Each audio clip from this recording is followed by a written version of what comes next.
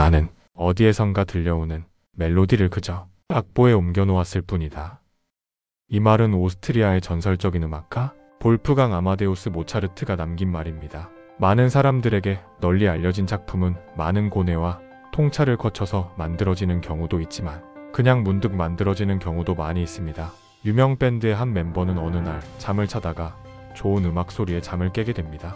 음이 어찌나 좋았던지 잠에서 깬 뒤에도 잊혀지지 않을 정도였죠. 그래서 그는 멜로디를 주변 지인들에게 들려주며 노래의 제목을 수소문해봤지만 아무도 그 곡에 대해서 아는 이가 없었습니다. 그제서야 그는 자신이 들었던 음악이 세상에 존재하지 않는 노래임을 알게 되고 음원을 발매하게 됩니다. 그 곡의 이름은 예스터데이며 그의 이름은 전설적인 밴드 비틀즈의 베이시스트 폴 맥카트니였습니다. 이런 경우는 매우 특이한 것처럼 보이지만 대부분의 사람들이 경험하고 있는 일입니다. 다만 알아차리지 못할 뿐이죠. 40대에 파이어족을 선언하고 말 그대로 자유로운 삶을 살고 있는 더 마인드의 저자 하와이 데저택님도 비슷한 경험담을 들려주는데요. 저자가 들려주는 무의식의 시그널을 한번 들어보시죠.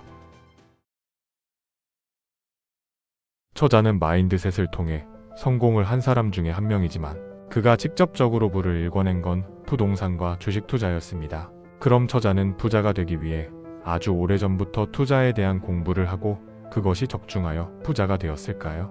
아이러니하게도 저자가 읽어낸 분은 문득 찾아왔습니다. 부동산 투자에 관심을 가지고 있던 저자는 여느 날과 다름없이 출근을 위해 운전을 하고 있었어요.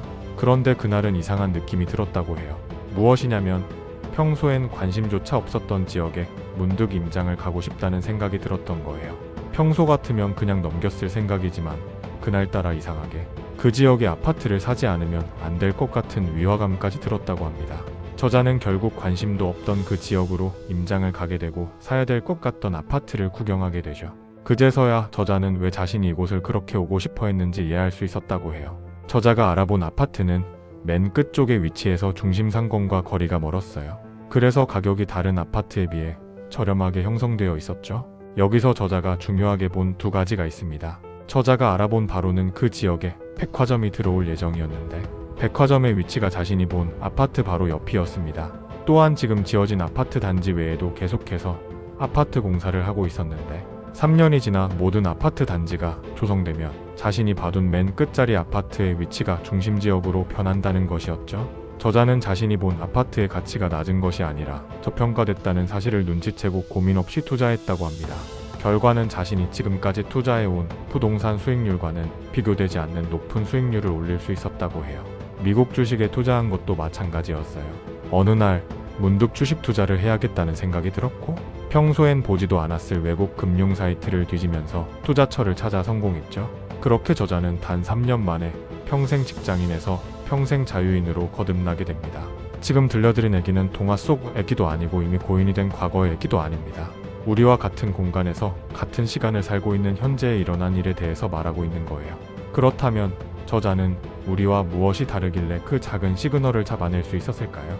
다음은 저자가 파이어족을 이뤄낼 수 있었던 아주 중요한 방법에 대해서 말해줍니다. 나는 무의식이 보내는 시그널을 불꽃놀이와 같다고 표현한다. 불꽃놀이에서 불꽃은 펑하고 터지는 그 순간 아주 명징하게 보인다. 그런데 몇 초만 지나면 언제 그토록 크고 화려한 불꽃이 존재했나 싶을 정도로 온통 어두운 밤하늘 뿐이다. 저자는 무의식이 던져주는 그 찰나의 순간을 기록하는 것이 방법이라고 얘기합니다. 마치 불꽃놀이에서 불꽃이 터질 때 사진으로 찍어두면 평생 잊지 않고 볼 수 있는 것처럼 말이죠.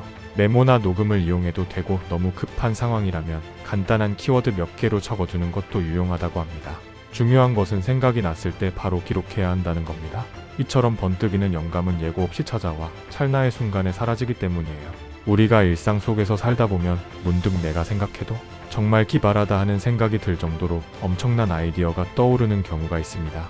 그리고 조금만 다른 것에 집중했다가 다시 생각하려고 하면 절대로 생각이 나지 않죠? 생각해내려고 깊게 생각하면 할수록 더욱 떠오르지 않아요.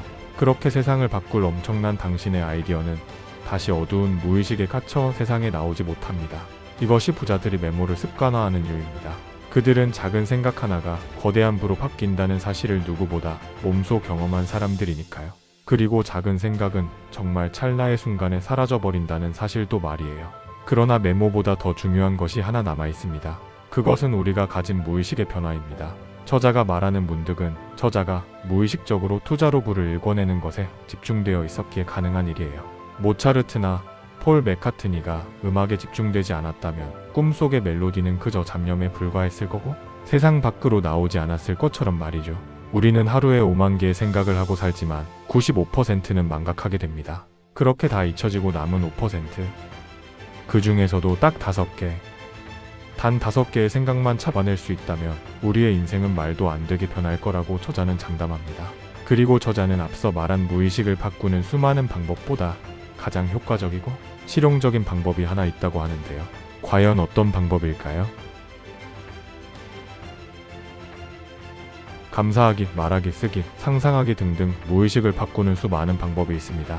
그리고 가장 눈에 띄는 변화를 가져오는 것은 시크릿의 주인공 존 아사라프가 제시하는 비전 보드입니다. 자신이 원하는 것을 형상화하여 눈에 보이는 곳에 두고 매일 시각화하게 하는 방법이죠. 이 방법은 상상력을 극도로 자극하여 감정의 변화를 일으키는데 엄청난 효과를 발휘합니다. 비전 보드에 대해서 머릿속에 잘 그려지지 않는다면 드라마나 영화를 떠올려 보면 됩니다. 드라마나 영화는 허구에 불과하지만 시청자들은 그것을 보며 울고 웃고 감동받습니다. 우리 뇌가 그것을 허구가 아닌 실제라고 받아들여지면서 나타나는 현상이죠. 비전 보드도 우리가 현재 가지고 있지 않은 허상의 결과에 불과하지만 우리 뇌는 그것을 실제라고 받아들여 긍정적인 감정을 불러일으키는 것이죠. 문제는 비전 보드는 부피가 크고 소지가 불편하여 집이나 차와 같은 특정 장소에서만 볼 수 있다는 사실입니다. 이때 저자가 제시하는 방법은 바로 스마트폰입니다. 스마트폰에 비밀 폴더를 하나 만들고 여러 사이트에서 자신이 원하는 것을 사진이나 영상으로 구하여 저장해 두는 것이죠. 그리고 폴더의 이름을 자신의 목표를 이루고자 하는 연도에 설정해 두는 거예요. 이렇게 되면 공간이나 시간의 제약 없이 언제 어디서든 원하는 비전 보드를 꺼내볼 수 있고 마인드셋을 할 수 있게 되는 겁니다. 오늘은 하와이 데저텍의 저서 더 마인드, 무의식의 시그널은 불꽃처럼 다가온다에 대한 내용을 알아봤습니다. 오늘의 내용을 정리해보면 3가지입니다. 첫째, 무의식이 주는 시그널을 놓치지 않기. 둘째, 무의식의 시그널을 줄 때 기록하기.